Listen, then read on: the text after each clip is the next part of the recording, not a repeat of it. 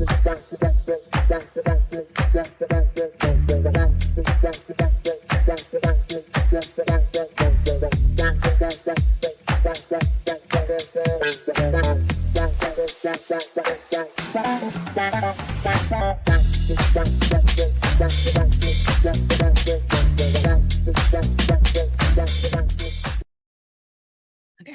Hi, everyone. My name is Kamya Keerthivasan. I'm a rising junior at Pembroke High School in Connecticut, and my research paper is about liquid biopsies and the diagnosis for oral cancer, particularly the practicality of that technique in comparison to the other ones.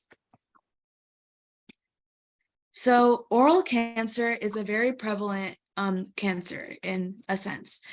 It is very aggressive in nature and can cause many deaths. And because of that, there are various techniques used to diagnose it, but various of them, like visual examination, endoscopies, tissue biopsies, and liquid biopsies.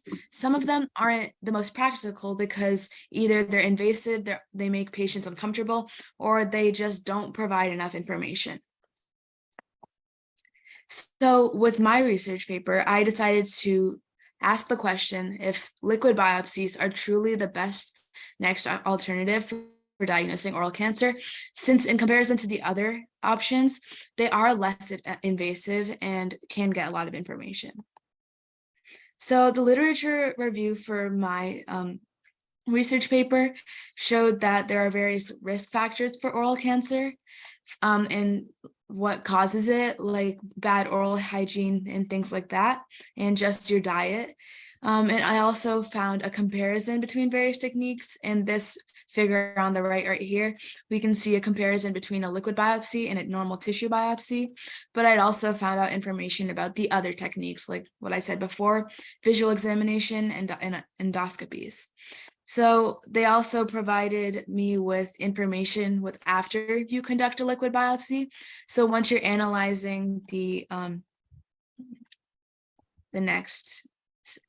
once you analyze the blood or the saliva, which a liquid biopsy becomes, so a spit tube or a draw of blood, and the scientists analyze that, they can find the ctDNA, exosomes, tumor proteins, CTCs, and from that, there's so much information provided. And with that information, if there's a lacking or a majority of one of them, we can see what exactly is wrong with that patient. And we also were able to find various treatments for patients in terms of like surgery, chemotherapy, and radiotherapy and things like that, and what you need to do at certain times due to a liquid biopsy.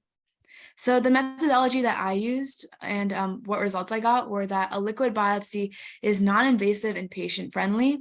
In comparison to the other ones like tissue biopsies and visual examination, this is more convenient for the patients because all they have to do is swab their cheek or spit in a tube, and it's way less uncomfortable because all they have to do is that. And it does prove for early detection, which means like since you can do it early on, it doesn't take that much effort to conduct a liquid biopsy. You can find information about if you have oral cancer at an earlier stage, and that would prove for identifying it and treating it at an earlier stage. However, this process is developing, meaning that there are possibilities for inaccuracies in the technique. But since the market for liquid biopsies in the future seems to grow exponentially, it seems that there will be more research and development in this field. So we're hoping for a better, a more accurate technique in the future. And there are various other challenges with this as well, as implementing the liquid biopsy for oral cancer diagnosis is also some type of an issue, because as I said, further research is necessary, but also with that, the cost comes with it and a bunch of research and standardization and protocol. There are multiple things to consider when implementing it into clinical practice. So my personal contributions that I did for this was I created a table comparing the advantages and disadvantages of each diagnostic technique, including the visual examination, endoscopy, tissue, and liquid biopsies. I also created a graph expressing the commonality for oral cancer at various oral sites like your throat, your tongue, and things like that. And I also created a graph expressing the future for the liquid biopsy market to prove a point that there is a future for it and more research will be included in the future. So this was the graph that I made. The one on the left is the commonality one, and the one on the right shows how the market is exponentially growing over the next 10 years. In conclusion, my research question was asking that, is using a liquid biopsy for diagnosing oral cancer practical when it comes to other techniques?